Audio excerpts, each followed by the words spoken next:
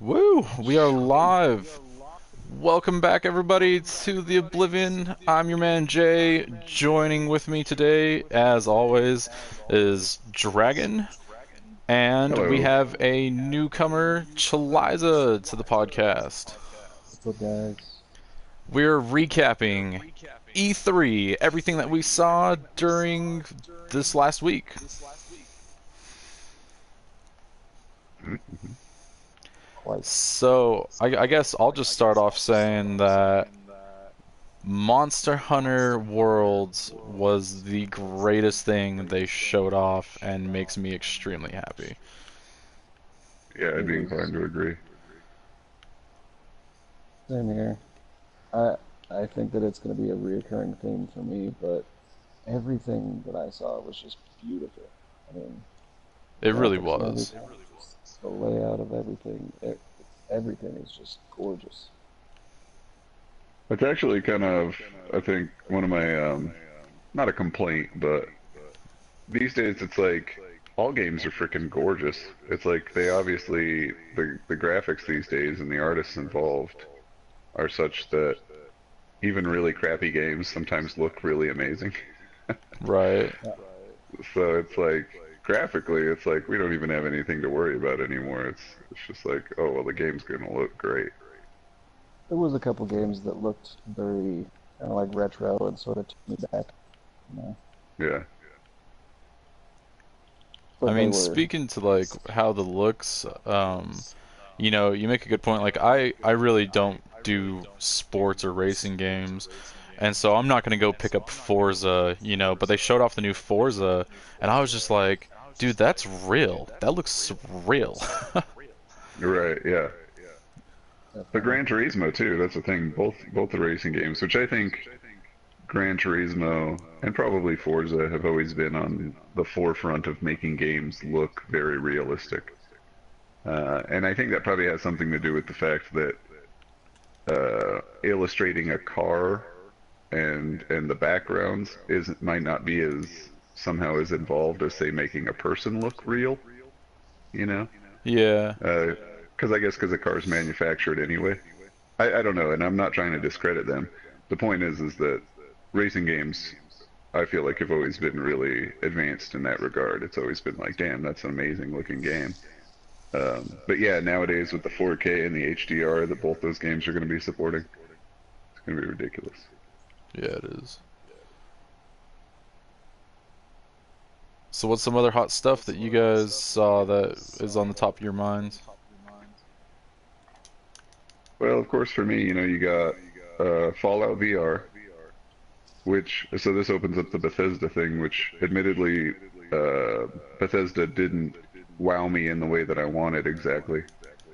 But Agreed. Fallout VR, which they had previously kind of announced, hinted at, but I'm stoked to hear that that's a real thing. And then Dishonored, Yeah, the Death of the Outsider. Death of the Outsider. We were kind of talking about that before, like you're all calling, BS on that. Like they're not gonna be able to kill the Outsider. Yeah. I'm like, the Outsider gives Dowd his powers, and Dowd gives Billy her powers. So I'm like, I feel like the Outsider, the only reason he'd even let them do this is because he thinks it's funny to watch. Because that's who the Outsider is. So the moment they actually show up and are like, oh, we're here to kill you, he can just be like, oh, I'm just taking your powers. But but Dowd's a smart guy, so maybe he's got a plan for that. I don't know. Yeah. So speaking of Bethesda's E3, is it confirmed that like Skyrim VR and Fallout VR are gonna be like sold separately, or is it just gonna be like a patch to the current game? I don't know. I don't I know haven't either. seen anything indicating either way. Neither I saw an image of a case of Skyrim VR for like PS4, and that made me think that it almost might be a separate cell, Right.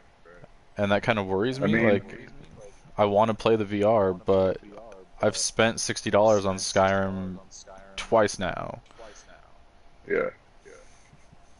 I mean, it's true, but when it comes down to it, I mean, I like to think better of some companies like Bethesda and be like, oh no, they're not just money grabbers. But let's face it, we're gonna buy it again. If they're like, oh, $65 to play this in VR, we're gonna go, damn you, okay. So That's true. can't can't It blame them for doing it, I guess. doesn't mean I'm happy about it though. Yeah.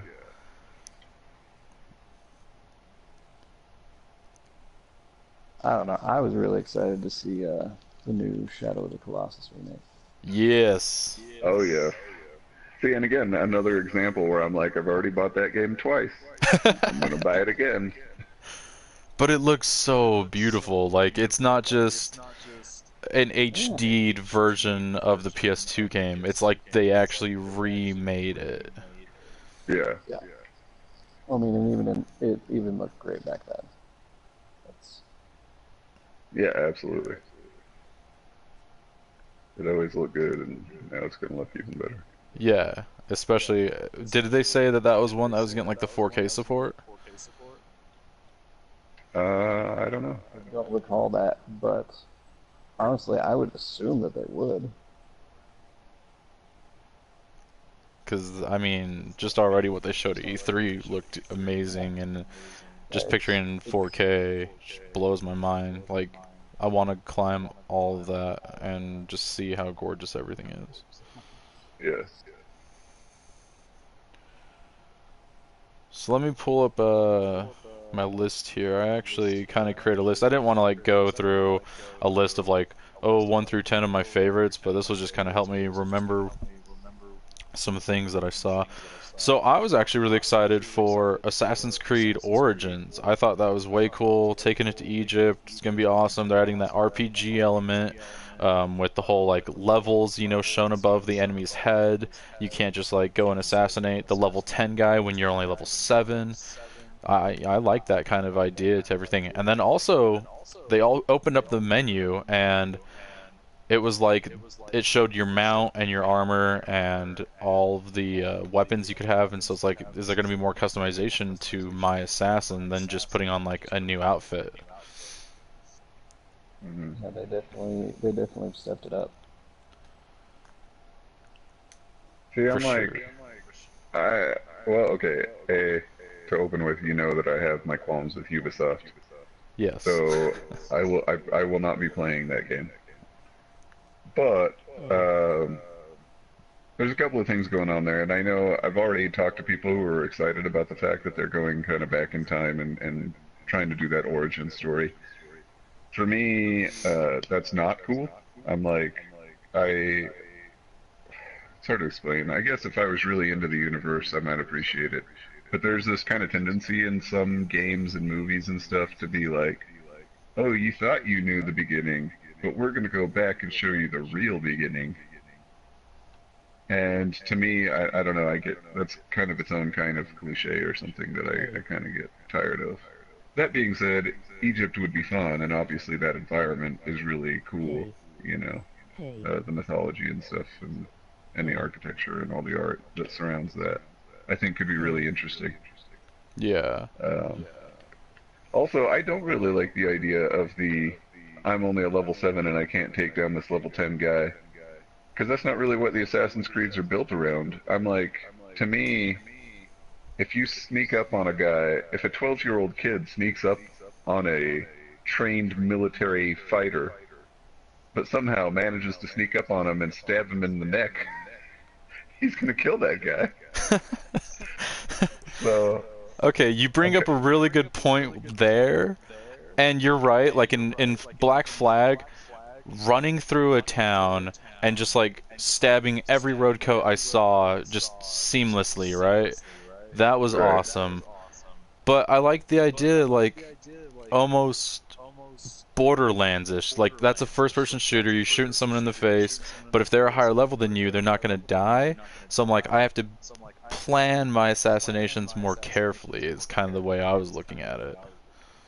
Yeah, there's nothing wrong with adding some more technical Technicality to it. expertise or something. Yeah, making it harder, but I don't know.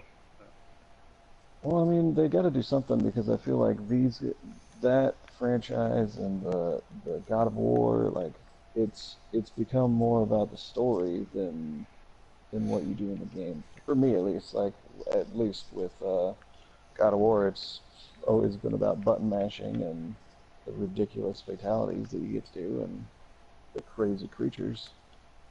Yeah, But it's gotten to be now more about the story because I mean you can only button mash so much, you know.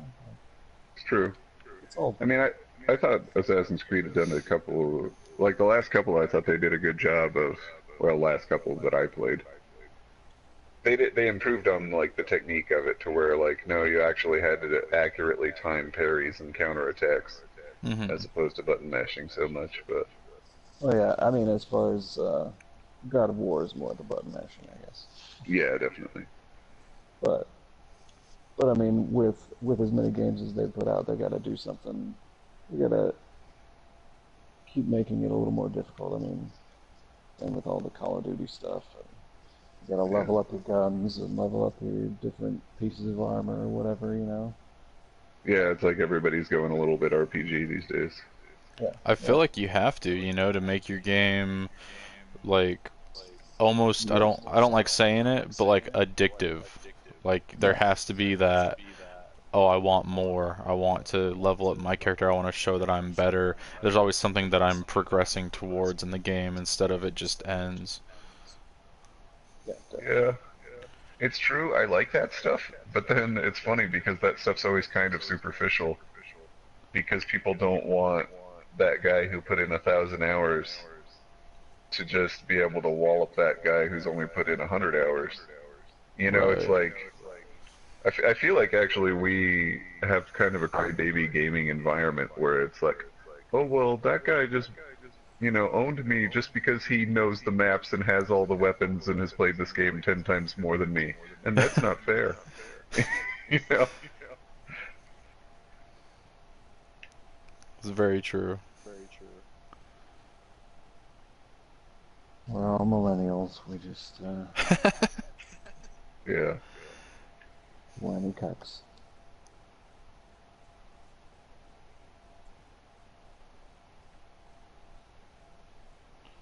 Well, what's some other cool stuff that you guys saw? Other cool stuff. I don't Uh, remember what the name of it was, but the Final Fantasy fishing Oh expedition. yeah, Final Fantasy 15 fishing Lord, VR. I am. Oh yeah, I am all about that. yeah. That's a funny one. Um, it's probably pretty cool actually. I mean, you're just doing fishing and occasionally the fish will be giant monsters or something. I'm like, it sounds like a funny thing to me. I'm like, fishing games, but It's kind of become a little bit of a meme online. People are like, "Oh, I get the Final Fantasy fishing experience." yeah.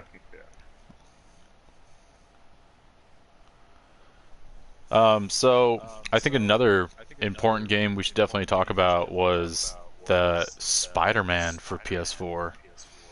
Oh yeah, yeah. No, great mention. I'm really excited for that one. I was a big fan of the Spider-Man 2 game that was equivalent to the Tobey Maguire film series. Hmm. And I think they nailed it with that one. And somehow all the other Spider-Man, like both the first one and then all the ones since then, have never really cinched that down as much. Right. Um, for me, I think the biggest part was having like basically an open world. It was fun in the same way that GTA I can just drive around and not actually do anything. As Spider-Man in Spider-Man 2, it was like I would just web sling around town and just have fun doing that. Like, um, and the way they brought all that back, and also the combat. And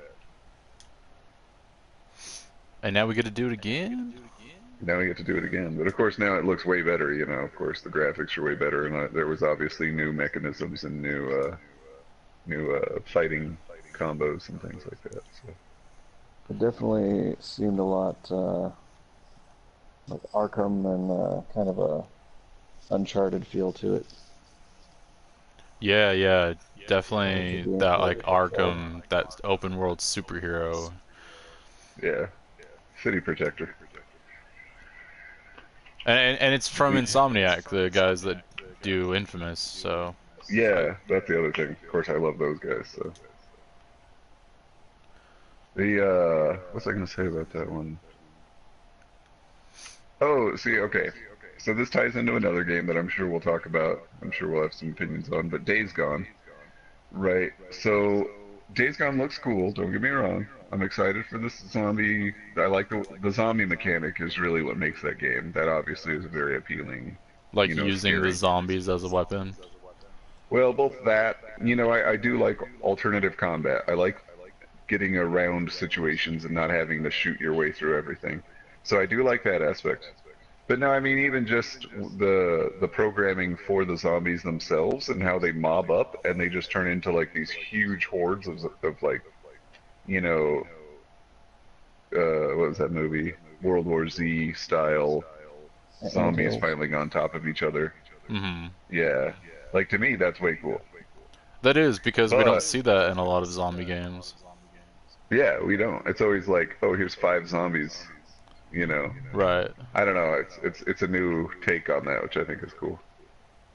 But my complaint about that is that when you and I were watching it, um, I was complaining about the button pushing. That in the moment when you have like, oh, tap X to search here, hold triangle or repeatedly tap triangle or whatever to get away from this guy. To me, that stuff feels very either A, kind of generic, like to where, okay, yeah, I've played 1,000 games where you have to rabbit tap this thing to keep the guy from stabbing you or whatever, right? Right. And then at the same time, they were almost worthless. It was like, oh, I'm just watching a movie. You might as well just arbitrarily tell me to tap X to continue watching the movie, you know? Right. Right. And so that part felt a little cheesy to me. Whereas compared to when we watched the Spider-Man, and each combination of, okay, yeah, you're going to push L1 here, you're going to push X here, you're going to have to hold this button or time the push of this button or rapidly alternate between these two. But it was very dynamic to what was happening in the game at the moment, you know? And there was even, I noticed, like, that mechanic of being like, oh, well, you missed this push button, so this thing just happened, but the scene's still carrying on, so get it right on this one or whatever, you know? Um, anyway, so just a quick comparison. I feel like already I like the looks of Spider-Man's and their, uh, whatever that's called. There's a word for it. The, timed button presses. The quick But I time feel like events. QuickTime events, yes, thank you. I just feel like Spider-Man approached that in a much more dynamic and engaging way, just from watching it, Yeah, I than say agree. Days Gone does. That's my rant on that. No, Days Gone. I was actually more excited for when I saw it at E3 last year. I think, if I Mm. remember correctly, that's how Sony ended their conference or started it. But either way, watching Days Gone last year, I was like, whoa, this is like intense. It's like a mixture of Last of Us and Left 4 Dead because it has that Yeah. Last of Us feel, but then it has the zombies of Left 4 Dead, you know? And then watching it this year, just like you were saying, the QuickTime events seemed forced and unnecessary. And then especially when they Mm. show Spider-Man later, and then it Yeah. has QuickTime events, but it actually felt like it was part of the game, you know? Yeah. Absolutely.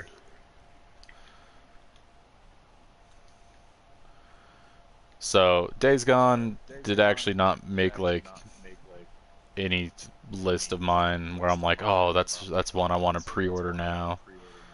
Right. I'm definitely interested to see what else comes from that, like trailers or gameplay, everything, Yeah. just Yeah, to see what happens. yeah. I think that's reasonable. I'm still interested. I'm like, it looks cool. Yeah, Um, but it kind of depends, I guess. It could go better, could go worse. That was the thing is I just played Last of Us for the first time and I was kind of underwhelmed, I guess is the word. I know people, and that's probably the problem is that people were like, "Oh, you're gonna love this game. It's amazing." And I finally got around to playing it and was just kind of like, "Yeah, it was all right." Right.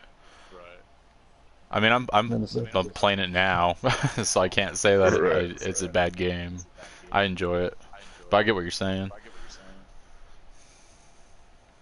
The going back, severity of the. Oh, go ahead. Sorry. No, go ahead. I was totally going to change the subject. Do it. Go ahead. I was just going to talk about Detroit. Go like Yeah. Oh the. shit. Yeah.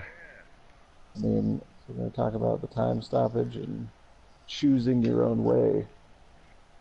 Yeah. That seems like the next generation of choose your own adventure, alternate ending type stuff. For sure. Yeah. So. Yeah, I've been looking forward to that one for a long time. Of course, I was a big fan of Heavy Rain. Not so much Two Souls, um, but big fan of Heavy Rain. And then there was that trailer. I can't remember what it was called. It's called like Claire or something like that. But it's the one with the girl, and it wasn't really a trailer so much as like a tech demo. It was just a video that those guys made, like back in 2012. That was like. Um, It was at the manufacturing facility for one of these cyborgs or whatever they are, androids. And this guy's like going through and he's like assembling different machines, but and he's just going, okay, yeah, passes test, good for sale or whatever. And then he gets to the girl and she starts asking these questions about like why am I here and what am I for and blah blah blah. And he's like, oh, you're defective, and he starts to disassemble her. And then she's like, no, I want to live. And then he's like, of course, has this pang of conscience or whatever. And it's like, okay, he's like, you're approved for sale. And he's like, I hope this doesn't come back to bite me in the ass. But, and I then do that was it. understand. Yeah, that was the whole video. So I've been stoked on that video. And I was like, oh my God, I can't wait for this to be a thing. And then obviously Detroit is kind of, I think, the result of that. So. It's a new era of gaming for sure. Yeah. I mean, that I think game's it was. definitely going to offer a lot of replayability. You're going to want to see those 80 different options of like not just kill the person or don't kill the person, but like there's also hostage situations and ways of talking around it and just wounding the characters and stuff. Like I feel like you can go on forever with that game, and we've only seen a couple quick trailers on it. Right. Yeah, I mean that's definitely the way they're making it look. I hope it, meets our kind of expectations on that one.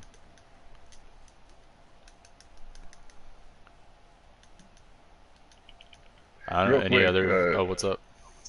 I was just gonna double back to Dishonored real quick because I feel like I kind of skipped over that one pretty fast. Just because, of course, that game's known for the Dishonored series in general is known for alternate endings and stuff. But one thing I found kind of interesting was that when I saw the trailer, I was curious whether that one was going to be a standalone or whether it was going to be DLC for Dishonored 2. Because in the DLC for the original Dishonored, you played as other characters such as Dav. Yeah, And so I thought it was going to be DLC, but actually they're making it its own game, but they're also only charging $30 for it. and it comes And I out think that's, relatively soon, right? yeah, pretty soon, yeah. So that was kind of a funny one. I'm like, that's weird. It's like you wanted to do DLC, but it was too big, so you're just making another game or something. I don't know. I'm not really sure. Huh, that's weird. I honestly I thought it was DLC.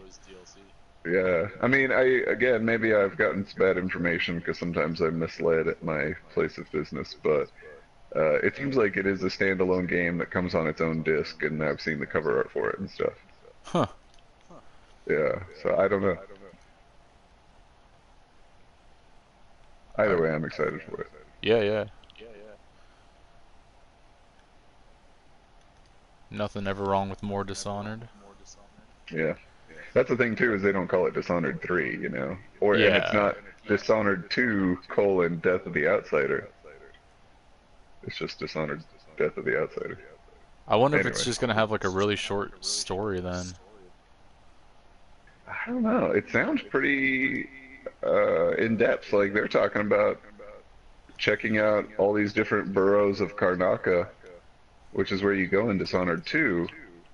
But even then, it was kind of implied in the description that it's going to be different boroughs than you saw in Dishonored 2. Hmm. So it's like maybe they're going to reuse some of the maps, maybe they're not. I'm not even not sure.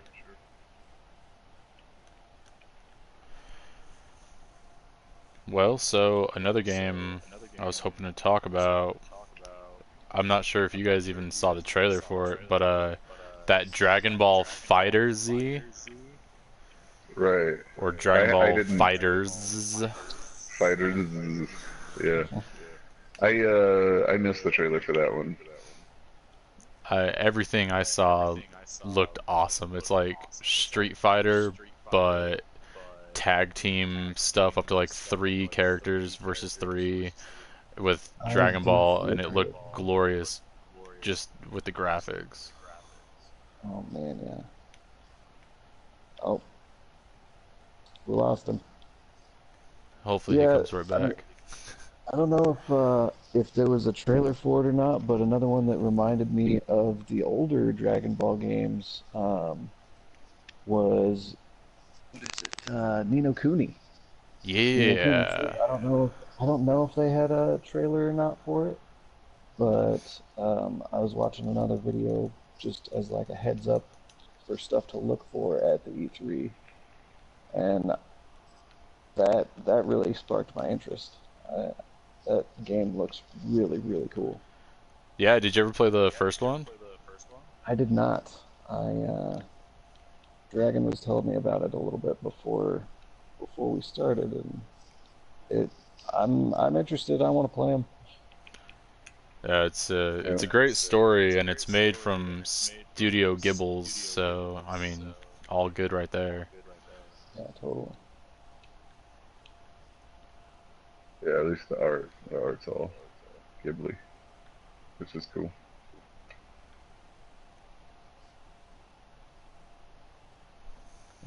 Let's see. I guess my connection's pretty bad because I keep getting booted into my own sessions, which is fine.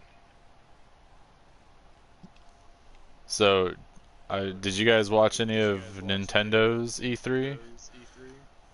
What the hell's a Nintendo? Didn't they used to make video games? I'm not quite understanding the joke there. I just bought a new Nintendo game today. No way. No, I know ARMS just dropped today. And I'm loving it. Yeah, that's good. It's a very unique way of fighting. But I got super stoked because Nintendo showed off. Well, they didn't show it off, but they teased Metroid Prime 4, and I'm happy to see like a real Metroid game come out. They also showed off like Fire Emblem Warriors, which was pretty exciting. I've always loved the Fire Emblem franchise. Yeah, I do love And Fire Emblem. then a real surprise was that Mario and Rabbids team up game. It's like XCOM with Mario characters and the Rabbids from Ubisoft's Rayman Raving Rabbids back in the day, and now the Rabbids, of course, have taken on like their own thing. Hmm. But that one's like blown up. Everyone's excited for that, and I'm like, what? Like, it's the Rabbids. It's those it's the minions of the video game world. They're just like screaming annoying things, and they're like teaming up with Mario, and now they're making it this strategy like RTS.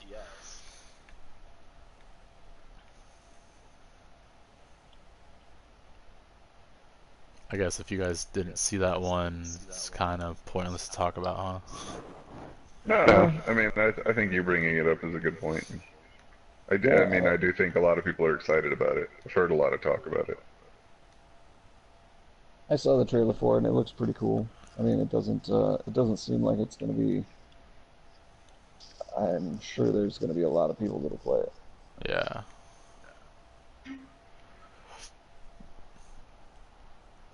What about didn't they say that they were going to bring out Skyrim on the Switch?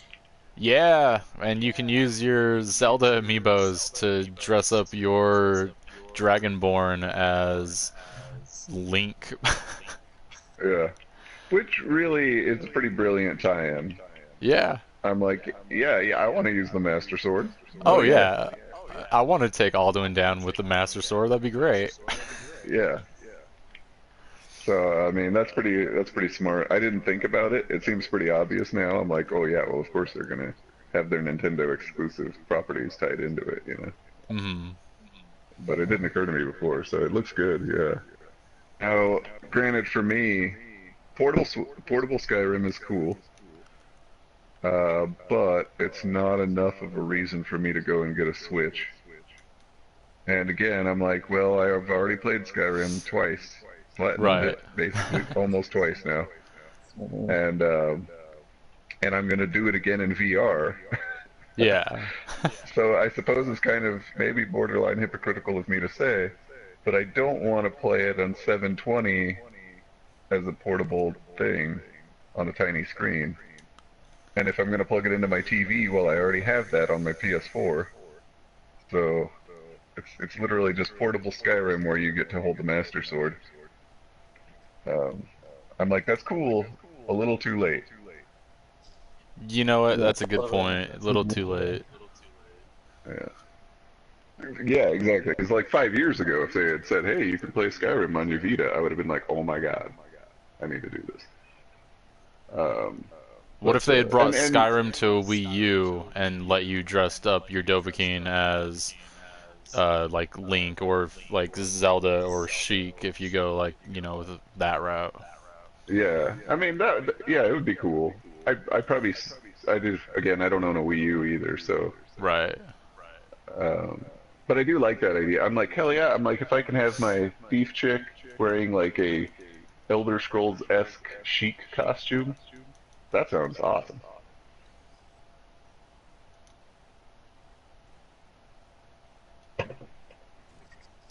But it bodes well for the future as well because now well, Elder Scrolls 6, which we probably won't hear for. Dragon? Uh, Lost him again.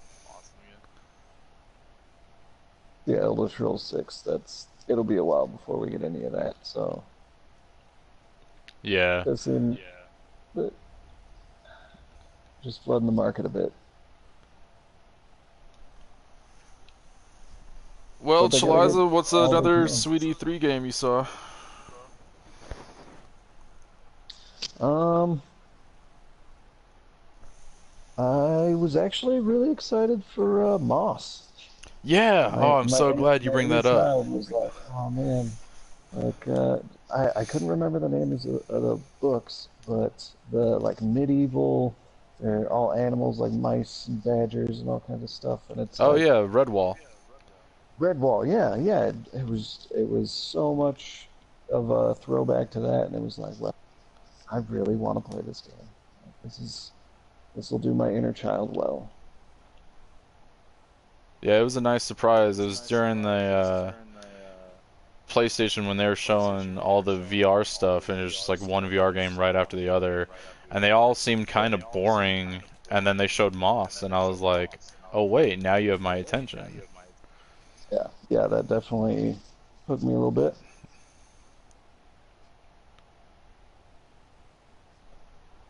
But I don't know, man. I think that that's there was I wasn't really too into the Horizon. I think that that's I don't know. It looks really nice, but then whenever they did other shots, it kind of seemed like it was a little logy, you know. I don't Hmm. know, but at at first it seemed really exciting, and then the gameplay was, or not the gameplay, but it just wasn't. There was the hook at the beginning, and I didn't really get the follow through. I Right. was a whole lot more interested in Monster Hunter. Absolutely. I mean, I've commented on this. I've ranted on Horizon in previous podcasts, so I'll refrain from getting too crazy. But um, I do have a bit of a grudge against it because generally when I see a game and I'm like, oh, I'm gonna like that one, I'm usually a pretty good judge of that. Like usually I'm like, oh yeah, this is one of my new favorite games. And I saw that game and it fooled me. I thought it was gonna be really cool, and I got the collector's edition, for the statue and all that. And it was all faith because I didn't know what was going to be, what it was going to really come out to be like. And then I was pretty dang disappointed with the game itself. And that's a perfect example of what I was talking about earlier, where I was like, oh, well, games just look fantastic these days. That's a good example. That game looks really good. It's absolutely beautiful. It The, is. the machine dinosaurs are really cool looking. And that game is not fun. So, It's fun. It's fun for like an hour. like an hour. Yeah. That first hour, pretty cool. And then They you're like, just oh, this is and a then Aloy crappy grows up. amalgam. Yeah. And then Aloy grows up. And you're like, oh, this is a crappy amalgam of Assassin's Creed and Tomb Raider. Yeah. It's not even that, like, especially the climbing mechanics, like going up the walls and stuff. It's just Yeah, it's awful. just terrible. Yeah. So, another one that I was super excited for E3 last year, and then saw more of it this year, and I'm still excited. I'm not like writing it off completely, but I'm kind of less excited now. I don't know. They just showed off a lot of great games, but Sea of Thieves is one that I have a lot of interest in.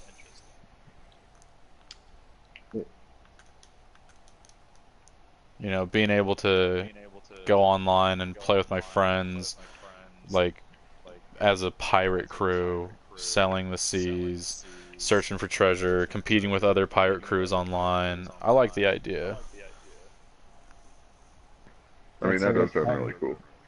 all the guys that play GTA that just roam around and fuck everybody else's day up. But that's a good game for those guys. Right. No, I like Assassin's Creed 4 was the last one that I played, and I really enjoyed it. It had the normal Assassin's Creed fun, but then what really made it, of course, was the whole pirate thing. Yeah. And I have to say that to a certain degree, I've never experienced something quite so epic or grand of scale as getting into crazy ship-to-ship battles in the middle of storms. And um, so I've been kind of waiting for them to basically make Assassin's Creed 4 2, where I could just be a pirate.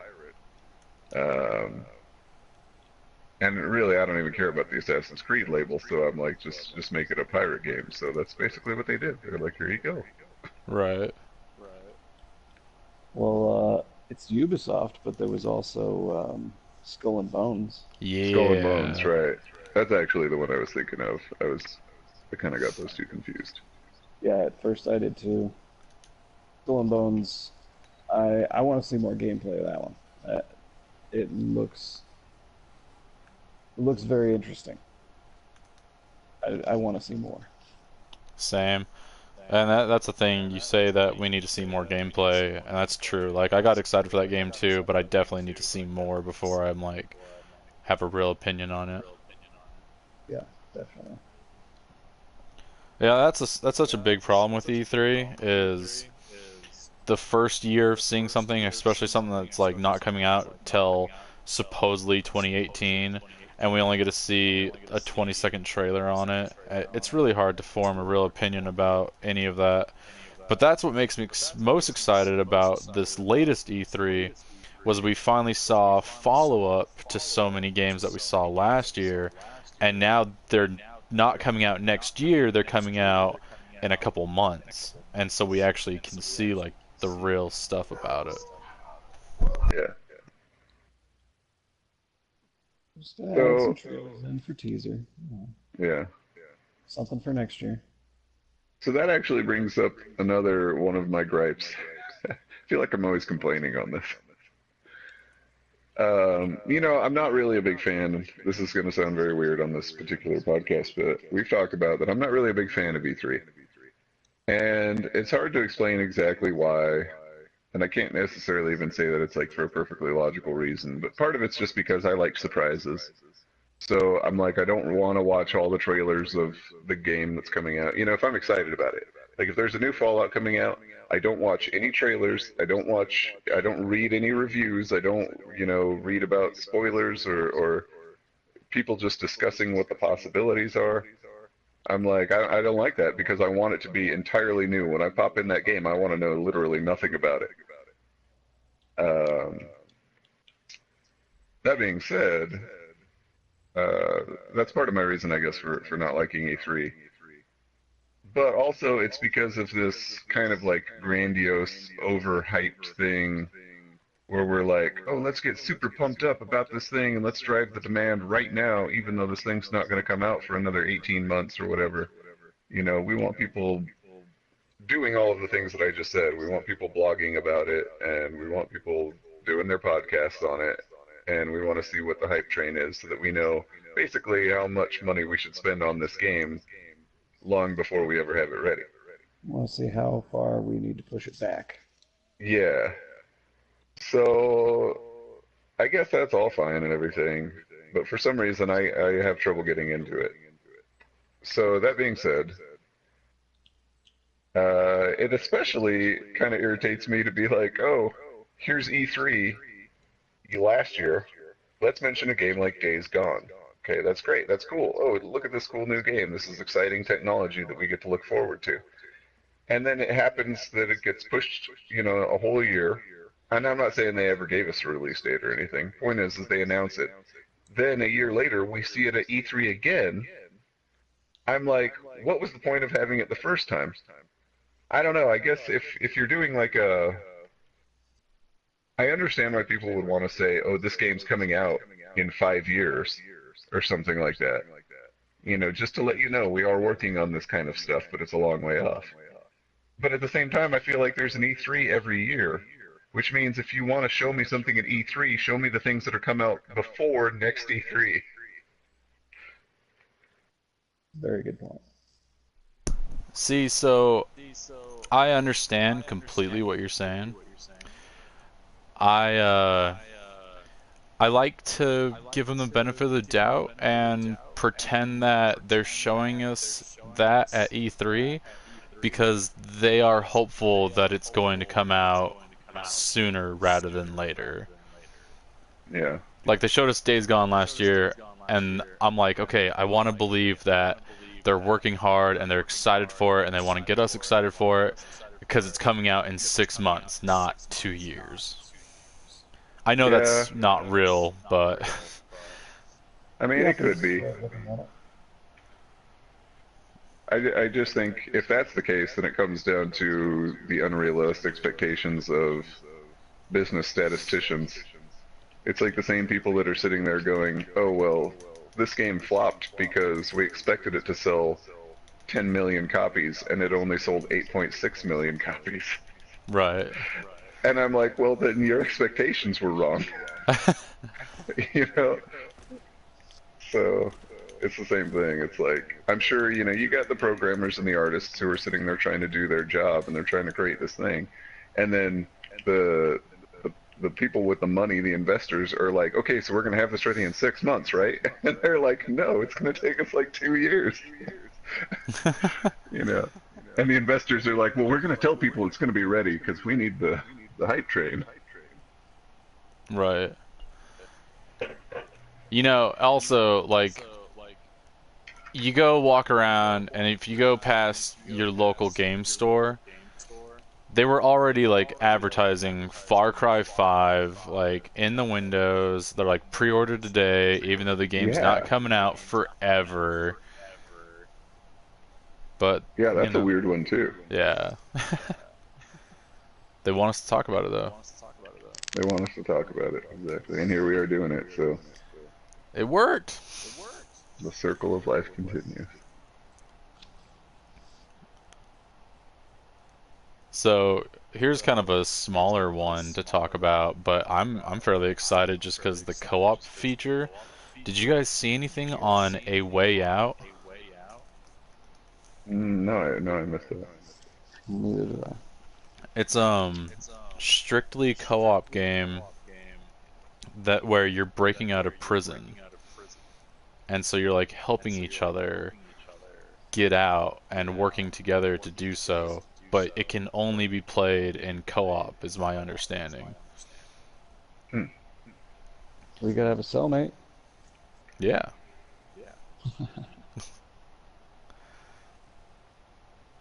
All right, we'll move on then. Did you guys see Anthem? No, I missed that one too. And that Whoa, one's I been, what? caught a little bit, I know, but and there's been a lot of talk on that one. That's BioWare's new one.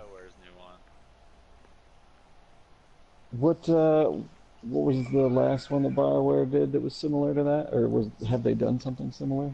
I mean, I would kind of compare it to like Mass Effect.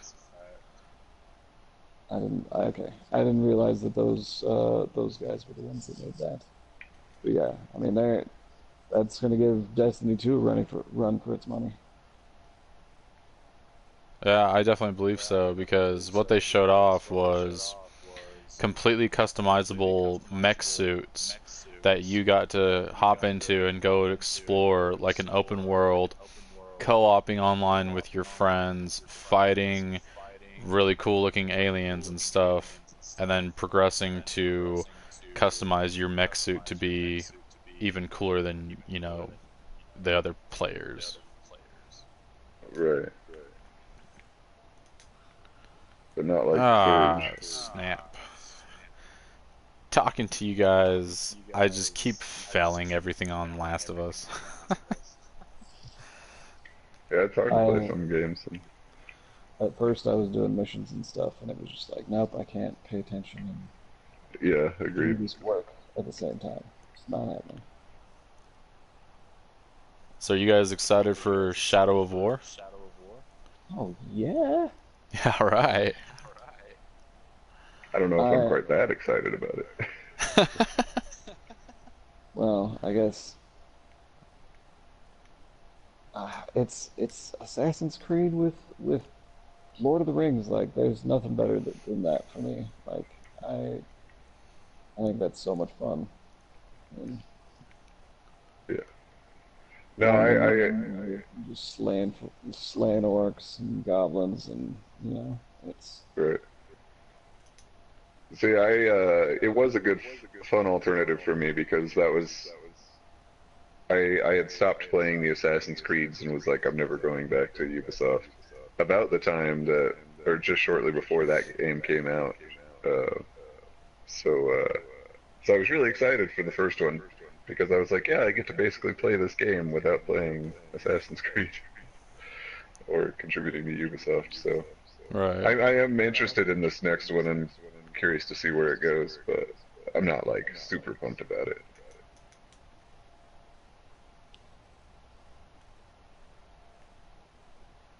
it's not super exciting, but it'll be definitely something I'll be interested in playing. Yeah.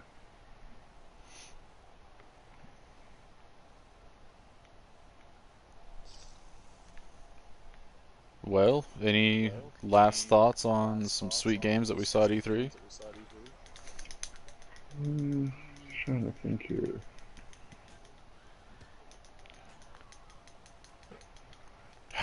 Again, I fell so Beyond Good bad. and Evil. Oh yeah, they showed off Beyond Good and Evil 2, right? That looks like a fun. Yeah, it looks like a better looking Borderlands. You know, I feel like we need that. We need a better looking Borderlands. yeah. It did have. Isn't that It was Destiny? good.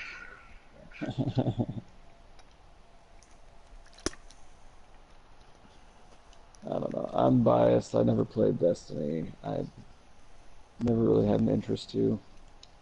Yeah, I don't blame you. But I know you know, Dragon hates it so much. I don't hate Destiny.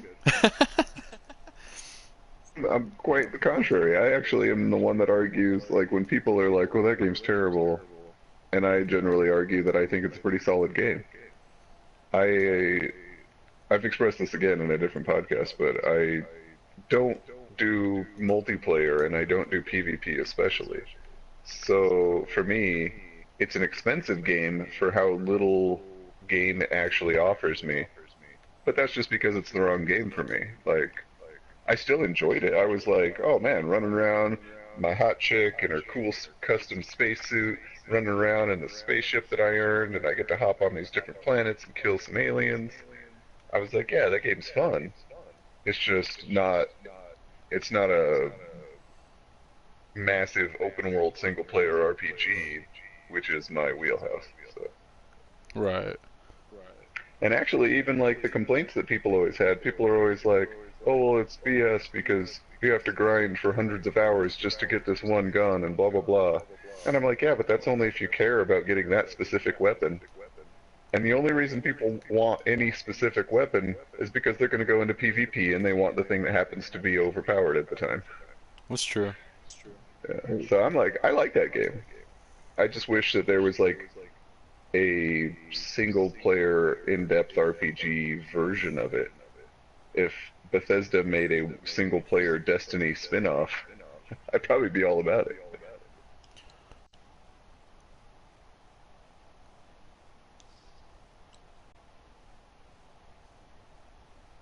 And yes, I'm aware it's Bungie. I know. That's the thing. I never liked Bungie as a company. Like, I was never into Halo or anything like that. So, I mean, that's as far as fair. I'm Halo's concerned, not for they everybody. did. Uh, as far as I'm concerned, they really nailed it with Destiny. That was their one yeah, success so far. except for Halo 1, that's the only Halo that you really need. So, okay, final question for you guys. Was what you saw at E3 good? I mean, would you say it's better than what you've seen in the past? Worse? Uh, did it get you excited for anything really, or was it just like, I'll wait for it? Um,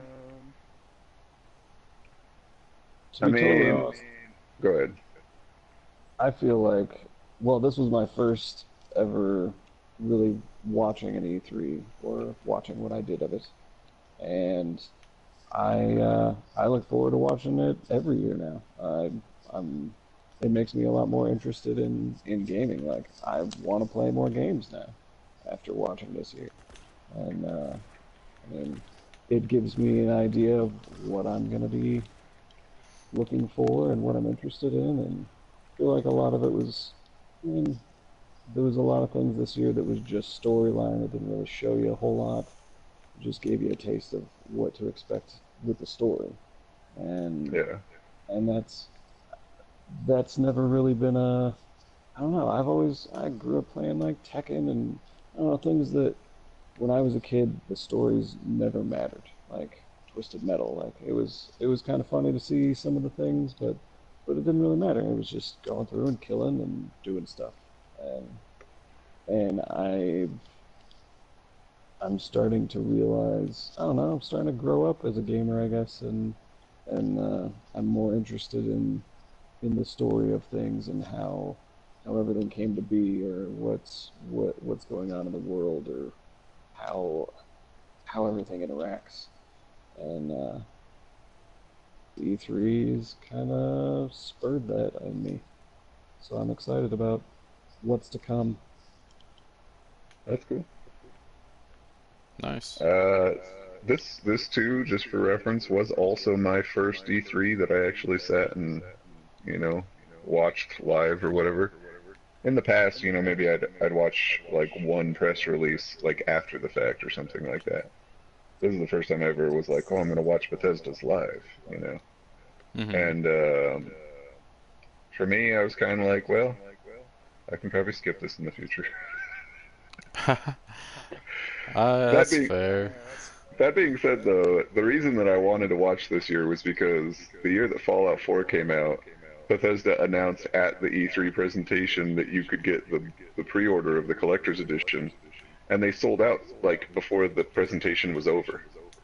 Yeah, that's true. Um, so that's actually why I tuned in this year because I was like, oh, if they say something about Elder Scrolls, or Fallout New Orleans or something, I'm gonna want to jump on it. And they didn't. They didn't focus on those games at all. So I was like, well, but that doesn't preclude me from doing it in the future. Unfortunately, I'm still gonna have to tune into Bethesda's next year to make sure it doesn't happen that year. So as So long as you're watching Bethesda's. yeah, that's really the only one I care about. You know, it's really funny we didn't talk about the Xbox One X. What's an Xbox? Uh, Oh, those were those things that used to break down all the time, right? You used to set your PlayStation on it.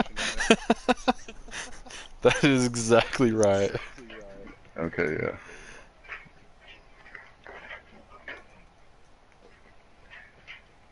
Yeah, I mean, just to throw this out there, the feedback that I've heard from other people, the general notion seems to be that PlayStation kind of flopped, which to me they had a lot of good games, and people are excited for the games that they saw. The problem is that all of PlayStation's announcements were like vaguely dated towards like the end of next year, or like sometime next year, end of next year, or Right. not any date to them at all. Whereas apparently, and I didn't watch it, but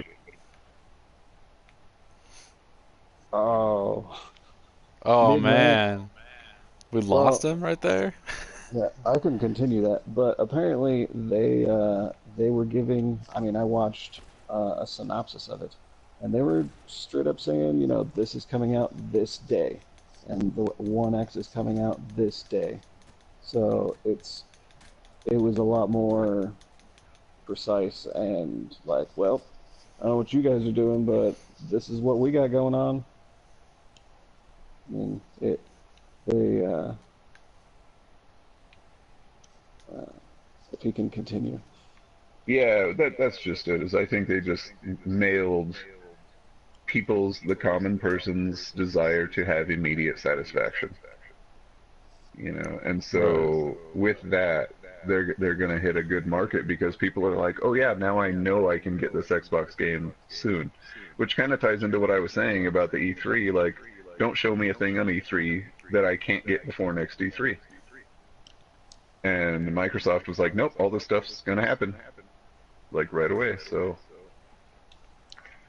we'll see. Very true. Yeah, doesn't it come out in like 2 months or something? Or no, it's the end of August, right? What is? I can't. The X.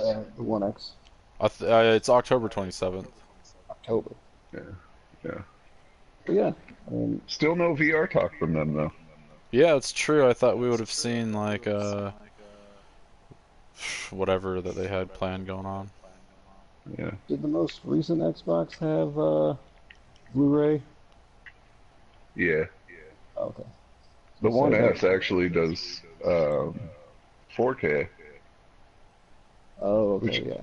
which is a confusing thing to me. I don't know who owns 4K technology specifically, but Sony owns Blu-ray.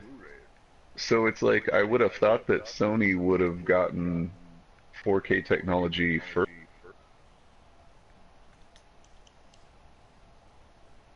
Bummer. Did we Maybe lose once him again. again? Yeah. There's been a couple days recently where I've texted him like, "Hey man, is everything okay? You just keep logging on and logging off over and over again." Major Fritz. Oh well. I can't get past the part that I'm doing on Last of Us right now because I'm not paying attention at all. I just keep letting these clickers eat my face every time. I just end up doing donuts around this one block in GTA. Nice. That sounds more entertaining to watch than what I got going on. In a live session or in a public session, so it's you get random people just flying by, or somebody will park in one corner and just watch. Just like, what's this guy doing? Just driving around in a circle. It's fine. It's fine. I mean, I can understand his frustrations with wanting the immediate satisfaction of knowing when games are going to come out and not just getting a teaser. But I mean, that's how the society works anymore. I mean, you get movie trailers a year and a half, 2 years in advance. Yeah. Or you get a movie trailer right after the previous movie just came out. You know, it's like weird. They Our society is so much stuck on being on edge, you know. And There we go. Sorry guys, I don't know what's going on with my internet these days. It's last like week. It's been terrible. It's all good. We've been chatting for about an hour, so I was gonna end it now anyway. I can't even get past this part on The Last of Us because I can't pay attention enough anyway, so Yeah. anyone watching is probably like, well, this is just boring to watch. Really, this is a podcast, it's for listening, so. Yeah. That's the idea. You just put this on, you do your dishes. You don't have to Yeah. watch Oblivion play Last of Us. So, thank you, Dragon and Chaliza, for joining me today to talk about some cool E3 stuffs. Of course, thanks for having me. thanks for letting me in on it. And we will see you guys next time.